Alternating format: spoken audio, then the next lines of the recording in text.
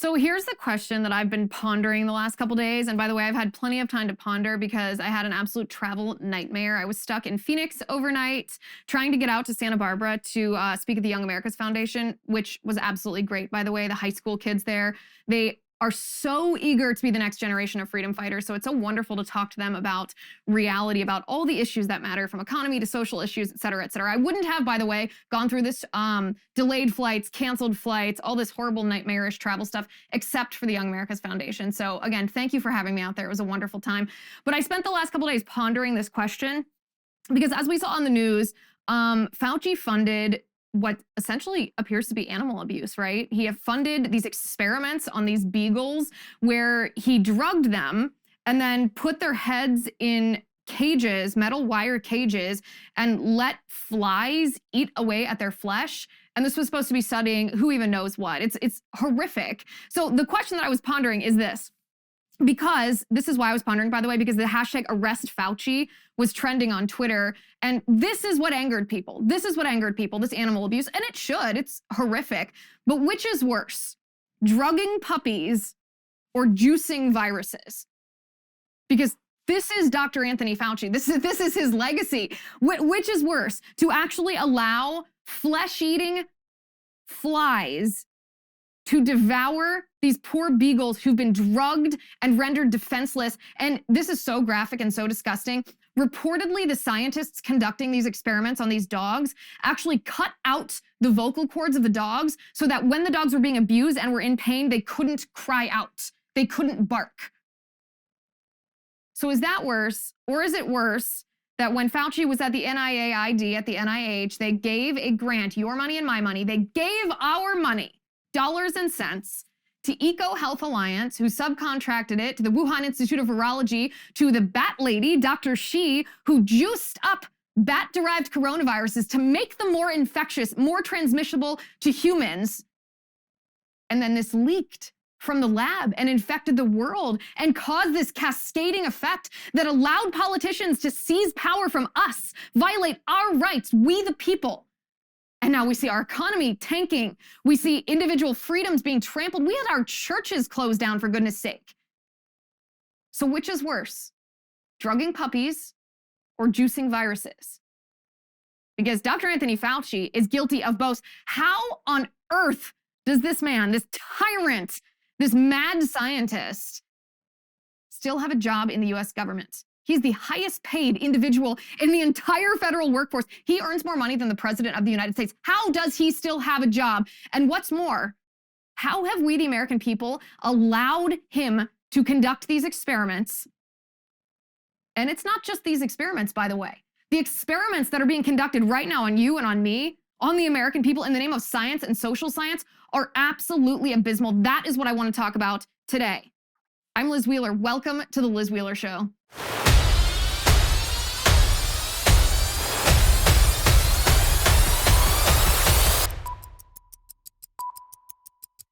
It's not just beagles, it's us. We are the subjects of human experiments, both scientific experiments and social scientific experiments. And yes, I mean social engineering. And in fact, it's actually, we are the beagles of the federal government, of the Biden administration. We're gonna talk about that in just a second. But first I wanna talk about Moink Box. Do you hear this?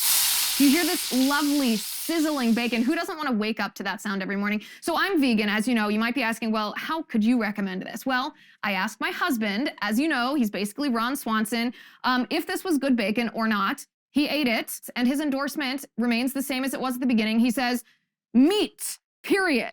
Which, as you know, is a high endorsement indeed. So Moink is a very interesting service. They deliver grass-fed and grass-finished beef and lamb, pastured pork and chicken, and wild-caught Alaskan salmon direct to your door. And this, of course, the service helps family farms become financially independent outside of big agriculture. This is a good thing. Their animals are raised outdoors. Their fish swim wild in the ocean. Moink meat is free of antibiotics, hormones, sugar, and all the other gross junk you find prepackaged in the meat aisle. So sign up at moinkbox.com/Liz to get a year of bacon for free. And then pick what meats you want delivered with your first box. You can change what you get each month. Cancel anytime. Join the Moink movement today. Go to moinkbox.com/Liz right now. And listeners to this show get free bacon for a year. That's 1 year of the best bacon you will ever taste, but for a limited time. It's spelled MOINK box.com/Liz. Moinkbox.com/Liz. You will not regret it.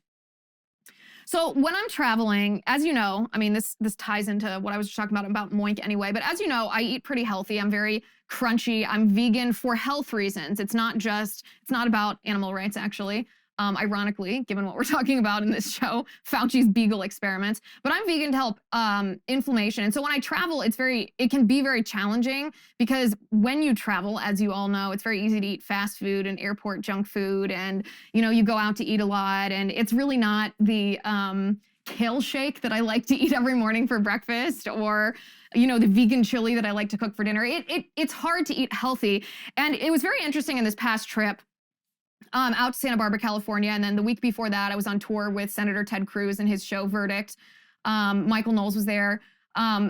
It's been very difficult, even harder than usual, to eat healthy because of the Biden economy. And when I call it the Biden economy, we know that it is because of the COVID policies that Biden has specifically chosen or endorsed when it comes from the state level that has caused these problems in our economy. And what I mean is when you're offering this level of unemployment to people where they actually make more money by sitting and not working and collecting unemployment than they would if they work, then you have a whole bunch of people who, of course, choose to do that, especially. And some of them are deadbeats, sure, they shouldn't do that. But there's also a bunch of people who do that because if you work in food service, this past year and a half, there have been so many lockdowns, there have been so many restrictions, so many policies that require social distancing and plexiglass and masks that restaurants have closed or they've had to temporarily shutter and they've had to only seat half people in their dining room because of social distancing. So all these restaurants have gone back and forth with having a job for their staff or not having a job for their staff, or you lose your job permanently if the restaurant closes permanently, or they have to cut half the people if they're only making half profit with half their restaurant. It's a total nightmare. It's a nightmare for the business owners. It's a nightmare for the employees who've been yanked around. And the cascading effect of this is it makes it very difficult for an economy to run, especially when you travel or when I travel, as I have this past week and a half, because as a customer to these restaurants or a customer at hotels, the same thing happens at hotels. The staff is very sparse. And the staff is also very inexperienced because the experienced people are sitting on unemployment and the people who are working I don't blame them for their inexperience. They're just college kids who are trying to make a buck. But this cascading effect of the Biden economy is horrendous. And if you say anything about it, if I say anything about it, the Biden administration says, oh, this is a high class problem to be paying so much more for a product that is so much less. And this is absolutely insane because the people who this is hurting the most, yeah, it's inconvenient for me and it's certainly more expensive. I mean, if you even get an Uber from the airport to your hotel, the taxes and fees in the state of California are outrageous. The fees just to get the ride, it's like cab level expensive, which is exactly what Uber was supposed to compete against. But who can blame them when they're getting charged such an exorbitant amount in the state of California? The people that are hurt the most by this are the consumers. The consumers who are having to pay more for basic products, whether it's food at the grocery store, food at the restaurant, whether it's transportation that's temporary because you're out of the city or because you use Uber because you can't afford a car, you can't afford insurance. This is not a high-class problem. High-class people, if you want to call it that, or high-income people, the elitists, Biden's friends, we should probably call them, they aren't touched by this because they have plenty of money. It's everyday Americans who are working hard, trying to make ends meet, trying to bring home a paycheck, who are hurting by this. And you know what proves this? There is a group of lobbyists for multiple business sectors here, but basically the retail sector, who are lobbying the Biden administration right now to delay his OSHA vax mandate. You remember the one that's actually not a mandate because he didn't issue the executive order, just a press release vax mandate. They're asking Biden to delay his vaccine mandate until after Christmas. Why?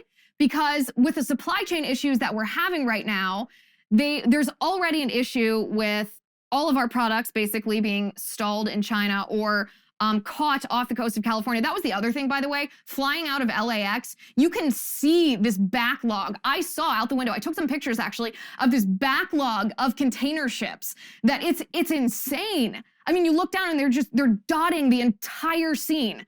The entire scene. And they can't be unloaded. Why? Because there aren't enough truck drivers and there aren't enough dock workers at the ports, because the ports close down if there's even one COVID case, and there wasn't initially enough work for truck drivers, and then they were collecting unemployment, all because of Biden's choices. So Kamala Harris, we talked about this last week, Kamala Harris warned about a week and a half ago that there was going to be a shortage of toys on the shelves at Christmas because of the supply chain issue, and she, of course, tried to deflect the blame. Again, it was pre-existing a brittle supply chain issue that we had, and then Biden exacerbated it and essentially broke it. She said there weren't going to be toys at Christmas. Well, now these retail lobbyists are admitting that, yeah, that's the case. And it's going to be even worse. It's going to be exacerbated by staff shortages if Biden forces these private businesses with more than 100 employees to act as the enforcers and force their employees to be vaccinated or else fire them. These business lobbyists know the truth. And who are going to be the ones that suffer? The people who lose their jobs over these vaccine mandates, the people who feel like they don't have a choice over their own body, that they need the paycheck, and so they take a vaccine that they otherwise wouldn't have taken if government officials weren't coercing them. The businesses who are going to lose customers and lose business because they're not going to be able to operate at full capacity, and thus our economy is going to suffer. Does this sound like a high-class problem to you? No, it doesn't. It is not a high-class problem. It is a your problem and a my problem. The only people who aren't impacted by this, arguably, are Biden and his cronies. It's simply awful, simply awful. And all of that doesn't even get into this idea that we are all beagles, right? I mean, in everything that I just said, we're the ones who were the subjects of this experiment, this social engineering, this experiment in our country. What happens when the government actually takes control of the economy? What happens when the government usurps your basic right to bring your goods and service to the marketplace? What happens? We are the beagles in that experiment. The Biden administration is conducting it on us, and they don't know the outcome. You can perhaps guess what the outcome would be. You can make an educated guess even. And those of us who made an educated guess knew that this is exactly what was going to happen. But we are still the subject of this experiment at the hands of Joe Biden. And it's worse.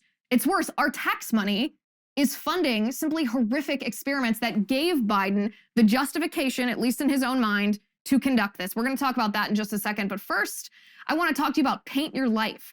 PaintYourLife.com is literally just as cool as it sounds. You can see here over my shoulder this picture, this painting, this portrait of Sweet Ugly George, who is our post-production manager, Victoria's hideous beast. At PaintYourLife.com, you get to turn your favorite memories, and this can be your wedding, this can be a family photo, this can be a vacation, your kids playing sports, or a beloved pet. You can turn your favorite memories into art forever. You just submit the photo, and an artist paints it into a painting. Here's the fun thing. It ships in as little as 2 weeks. It's also relatively inexpensive. That was my first thought, if we're being candid. When I heard about this, I thought, well, this is a cool idea for sure, but I bet it's really pricey. It's not. It's very affordable. So you can send any picture you want. At PaintYourLife.com, there's no risk involved. If you don't love the final painting, then your money is refunded. It's guaranteed. And right now, as a limited time offer, you can get 20% off your painting. That's right, 20% off and free shipping. To get the special offer, text the word Liz to 64,000. That's Liz to 64,000 if you want to take advantage of the 20% off and free shipping offer. Liz to 64,000. It's a pretty fun gift. I think you'll like it. Okay. So going back to what we were talking about at the beginning, this idea or this fact that has come to light that Fauci drugs puppies for experiments, this seems to me to be somewhat of an allegory for how our government officials have treated us during COVID-19, right? So Fauci drugs these puppies and puts their head in a wire cage so that they can be feasted on by these flies, and then snips their vocal cords so that they cannot protest when they are being abused. It kind of sounds like what's happening to us. If we dare to question, to air any skepticism or any dissent against COVID policies, be it lockdowns or vaccines, or even independent thought like ivermectin, am I even allowed to say that word? Then we essentially, not literally, figuratively, have our vocal cords snipped. We are stifled by big tech. We are told we are conspiracy theorists, as, by the way, these experiments are conducted on us. And yes, I do mean the vaccine, because this is the largest vaccine experiment that our nation has ever seen. Usually vaccines take, what, 6, 7, 8, 9, 10 years before they're fully formulated. We have no idea what the long-term effects of this vaccine are on people. Anybody who tells you that is lying. So we're not only the beagles in the vaccine experiment, we're the beagles in this social experimentation too. What happens when Joe Biden dictates everything that happens in our economy? Well, you and I are the beagles in that experiment. So I think the drugging puppies is a horrifying allegory for what we are experiencing in COVID. But Fauci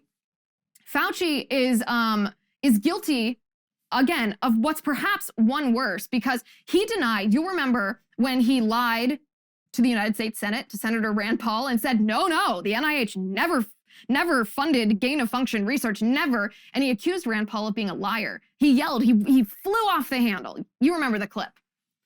Well, now the NIH put out a statement admitting that your money and my money actually did fund gain-of-function research at the Wuhan Institute of Virology. Now, the NIH in this letter, they kind of deflect blame a little bit. They blame EcoHealth Alliance, because remember, it was NIH, and then a sub-agency of NIH is the NIAID. That's what Fauci was in charge of. The NIAID gave this grant to EcoHealth Alliance that subcontracted the grant to Wuhan Institute of Virology. So money's fungible. It's still our money. But the NIH is trying to blame EcoHealth Alliance. Ironically, by the way, the Biden administration thinks that they should, or that they have the capacity to snoop on our bank accounts to keep tabs on $600 transactions. But somehow the same Biden administration can't keep track of $600,000 in a grant that funded gain-of-function research in China? Okay, so that's bad enough in and of itself.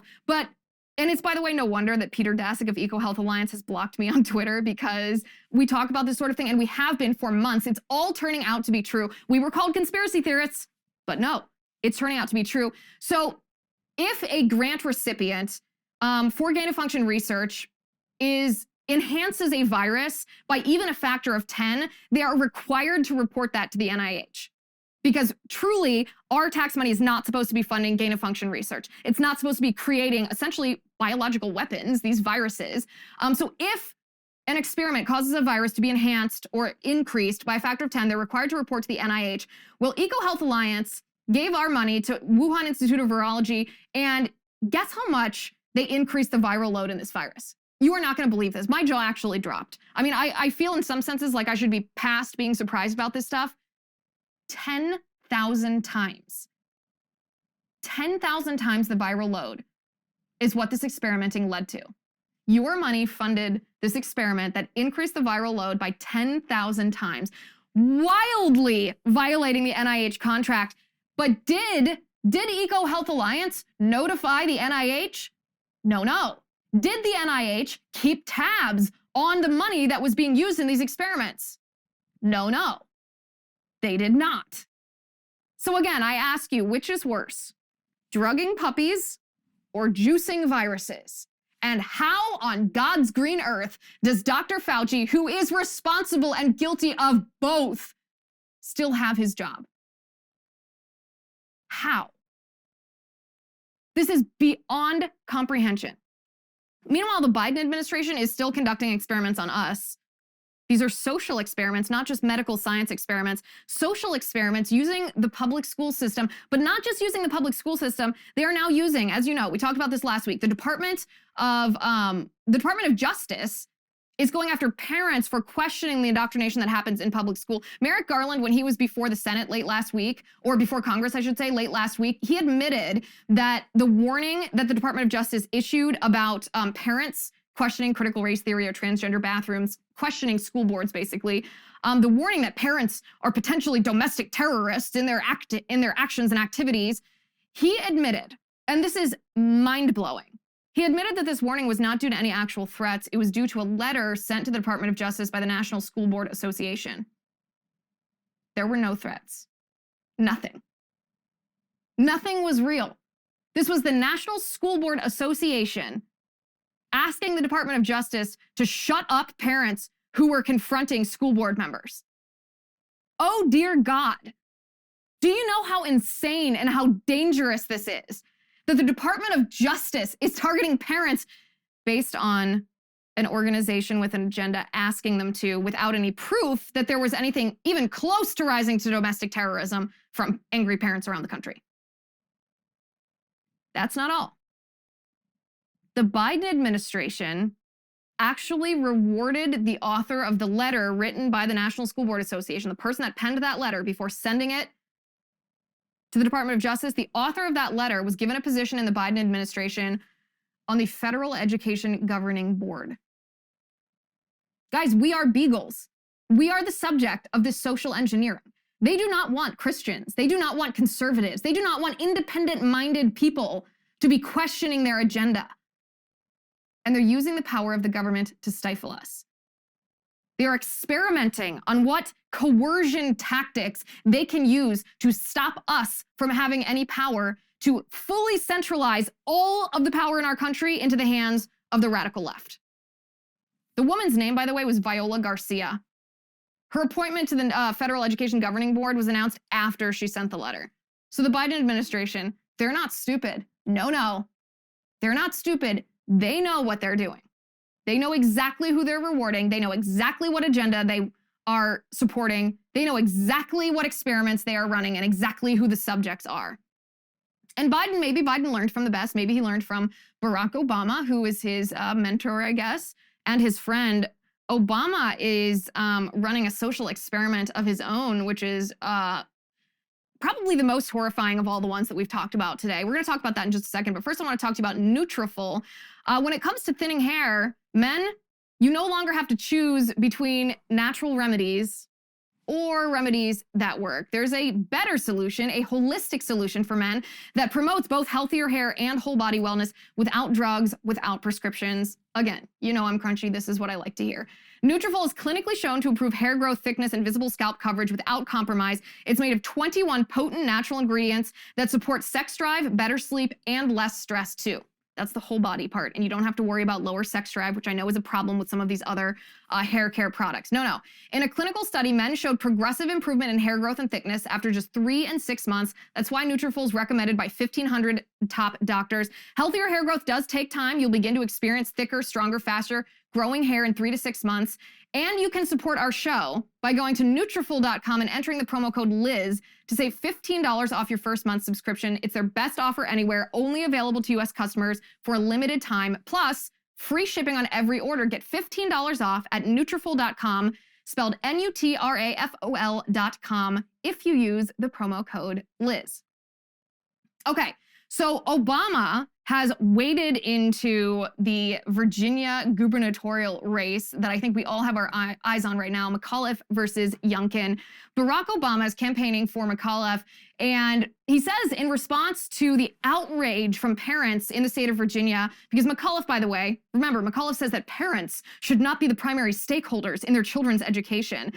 Barack Obama responded to this publicly by saying that parents' outrage is phony. Take a listen to this. We don't have time to be wasting on these phony, trumped-up culture wars. This fake outrage that right-wing media peddles to juice their ratings. And the fact that he's willing to go along with it instead of talking about serious problems that actually affect serious people, that's a shame. That's not what this election's about. That's not what you need, Virginia. Instead of forcing our communities to cut back at a time when we're just starting to recover, we should be doing more to support people who are educating our kids and keeping our neighborhoods safe. Phony? What is phony about being worried that your child is going to be taught that they're a racist if they have white skin, or that they are oppressed at birth if they have black skin? That's phony outrage? Phony? It's phony outrage to worry that your kindergartner is being taught about transgenderism, that Marxism is the ideology being imparted into your innocent little child's mind in school. That is phony outrage. My goodness. Barack Obama was a very strategic campaigner in 2008 and 2012. That was actually, he was better at campaigning, of course, we all know this, than he was at governing. This is a critical mistake. Because what could possibly be phony about parents' outrage about the transgender bathroom ideology we see in Virginia, for example, in the same week that in Loudoun County, the boy who was wearing a skirt in a so-called gender-neutral bathroom, who raped a 14-year-old girl, was found guilty of doing this. He was found guilty of non-consensual sex, and he admitted in court to wearing a skirt in this bathroom where he sexually assaulted this girl. By the way, he was then just moved to another school, this boy was, where he committed another sexual offense against another innocent girl. But our concern about that is phony. As a parent, I don't even know what to say. I wouldn't let my child anywhere close to these schools. And these politicians don't care about our daughters. They don't care about our daughters' safety. They don't care about our daughters' bodies. They don't care about our sons' safety. They don't care about our sons being told that women are commodities, that Marxism is the way, that if they're a white man, then they're guilty of atrocities committed in the past by people they don't even know.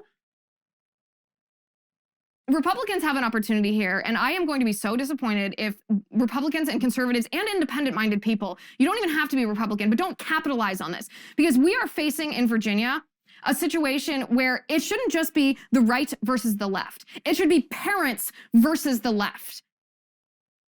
Parents versus the left. Because that's essentially what Barack Obama is saying. He's saying, you as a parent, you as a dad, you as a mom, your concerns about your children are phony. They tried to hide this rape that happened in this Loudoun County school because they knew it would reflect poorly on the transgender ideology that they're teaching, that they put into practice by having a gender-neutral bathroom. They don't want those two things tied together, even though they are. That's the reason the sexual assault happened. And so they tried to cover it up. And then if you have concern about this, Barack Obama tells you that your concern is phony. I mean, Virginia public schools are some of the worst of the worst. There's literally pornographic images that are shown to elementary school children in the Virginia public school system. The violence that happened in Alexandria public schools is horrendous. Your child was not physically safe being in school. But your concerns are phony.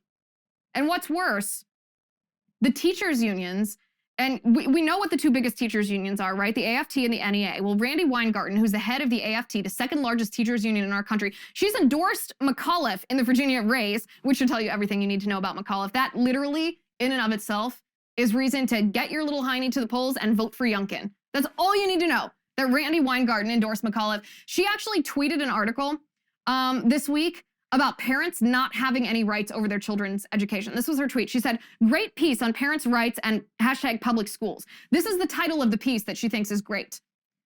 Parents claim they have the right to shape their kids' school curriculum. They don't. That's the title. And the content, if you're shocked by that, as you should be, the title is so much worse. She said, or I'm sorry, this is the Washington Post piece that she's pushing. It says, what's actually radical here is the assertion of parental powers that have never previously existed. Okay, there's your marker, parents. For us as parents, this should be a red flashing warning that says, they don't think you have any rights over your children. They want the state to own your children, to control your children, so that your principles, your values, your religion, your views are not allowed to be imparted to your child. It's so horrendous. She says, this is not to say that parents, or this is the Washington Post piece, this is not to say that parents should have no influence over how their children are taught, but common law and case law in the United States have long supported the idea that education should prepare young people to think for themselves, even if that runs counter to the wishes of parents. In the words of legal scholar Jeff Shulman, this effort may well divide child from parent, not because socialist educators want to indoctrinate children, but because learning to think for oneself is what children do. Oh. So they want to teach children to think differently than their parents.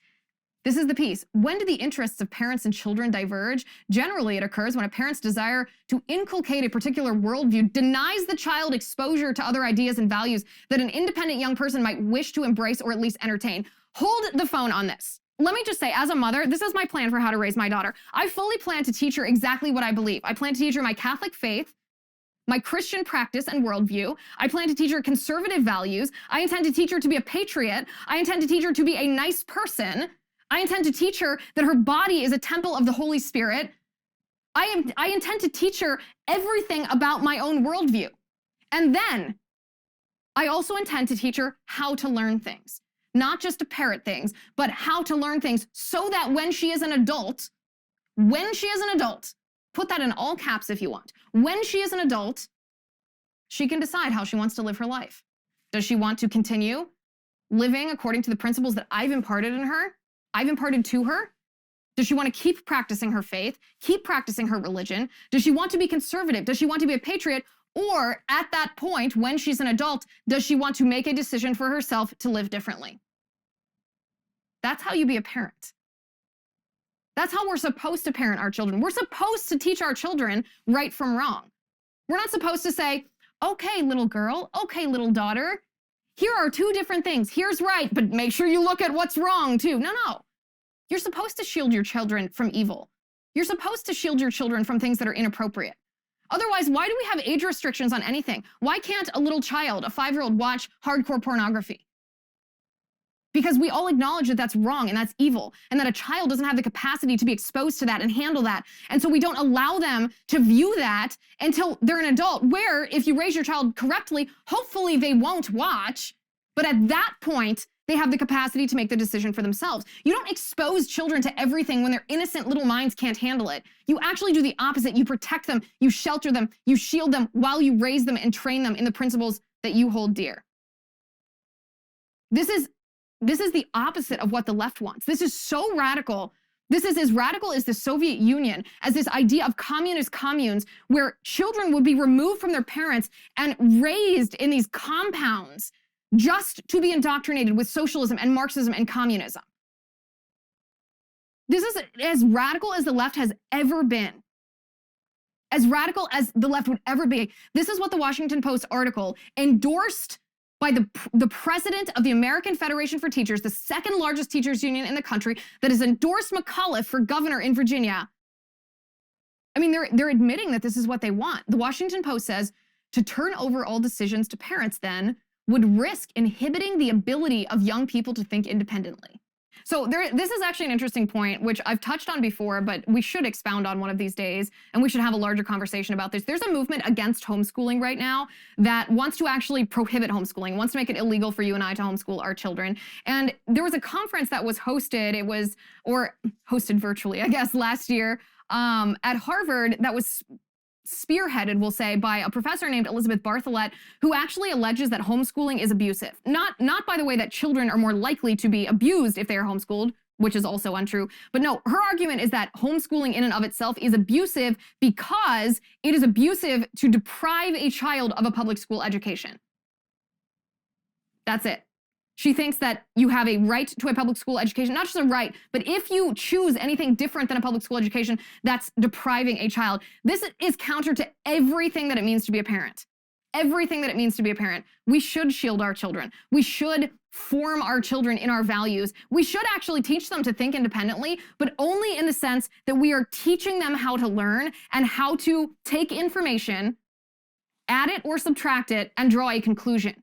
And at the point that they're able to do that and they have been taught right from wrong, then they're ready to be exposed to wrong decisions. But it's confusing for children to be exposed to wrong before they're ready to handle it. It's confusing to children to be exposed to multiple viewpoints that multiple people are telling them are all right. These people, these leftists, have admitted exactly what they want our country to be like. They want the state to be in charge of children. They actually want to usurp parental rights. So they're starting to tell us that parental rights didn't even exist, that there's a history against parental rights, that the state has always had control over our children. Do not let that fool you for a second. This is not just some random person in the Washington Post making this assertion. The Washington Post piece was not sponsored, but supported by Randy Weingarten, the head of the second largest teachers union in the country. She's endorsing McAuliffe, who is echoing this viewpoint. McAuliffe himself is actually claiming that diversity and inclusion, which we know does not mean diversity or inclusion, it means this kind of garbage, critical race theory, transgender ideology, no parental rights, socialism, Marxism, you name it. McAuliffe says diversity and inclusion is as important as mathematics. Listen to this. And I make the point that we've got to do a better job in our education system. We've got to go back K to 6. Early on, we've got to start teaching, talking about these issues much earlier than we've done it before. And we don't do a good job in our education system talking about diversity, inclusion, openness, and so forth. We don't. We've got our textbooks, but there has to be a big part of how do you fit into the social work of our nation and our fabric? How is it that we deal with one another is, to me, is as important as, you know, your math class or your English class and so forth, and we don't. So these so-called educators who think parents have no role in their children's education don't actually think that your child needs to go to math class as long as they feel guilty if they're white or oppressed if they're black, as long as they're taught the principles of critical race theory, as long as they're forced to use a bathroom next to a boy who's wearing a skirt who might be a threat to your young daughter.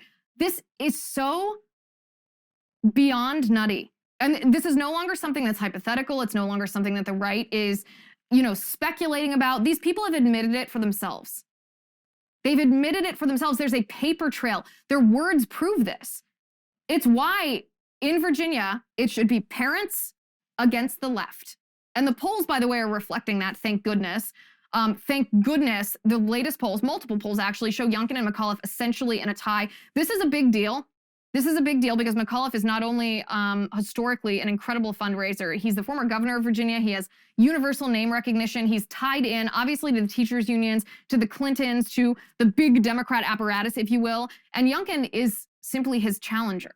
Youngkin is simply campaigning as a representative of the people, someone who will tell big government, no, stop, you're not allowed to do that. That's parents' rights. That's individual rights. Youngkin, the fact that Youngkin is tied with McAuliffe should make everyone in the state of Virginia please go knock on doors, please campaign, please cast your ballot for Youngkin. Make sure that if you're a parent like me and your child is in school, make sure that you have those conversations with the parents of your children's schoolmates, classmates. Make sure they know what McAuliffe wants in public schools, and make sure that parents know, even if they're liberal, that the Democrats don't think that parents should have any say in their children's education in the classroom. They don't think parents have any rights over their children. They don't think their parents should be allowed to decide when to shield their children from evil and when to expose them to opposing viewpoints, even if those viewpoints are graphic or dangerous or evil.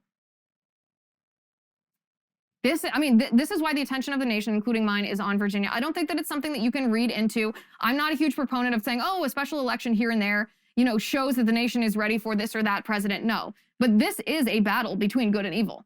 That's what we're seeing. This is a battle between the evil that wants to deprive parents of their fundamental, inherent, God-given human right to make decisions for their children, and a politician who wants to stand up for that. Stand up for those parental rights, stand up for those children, stand up for the freedom and liberty that have made our nation great. So we are less than 2 weeks away from this election now, and the Democrats have shown us their cards. They think that we are all beagles. They want to conduct these social experiments on us. They don't care what happens to us. They don't care if we're eaten alive. And if we dare to dissent, they do everything they can in their power to snip our vocal cords, just like Fauci's poor experimented beagles.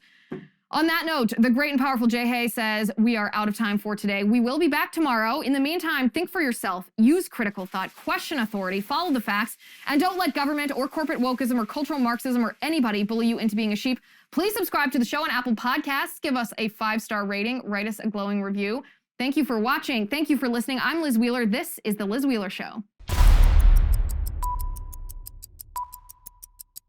The Liz Wheeler Show is produced by Jonathan Hay, executive producer Chad Abbott, director of photography Kevin McRoberts, editor Alejandro Figuerella, assistant editor Michael Wall, sound mixer Robin Fenderson, post-production manager Victoria Metzel, director of marketing Emily Washler, production and talent coordinator Matt Toffler, and senior publicist Patricia Jackson. This has been a Soundfront production.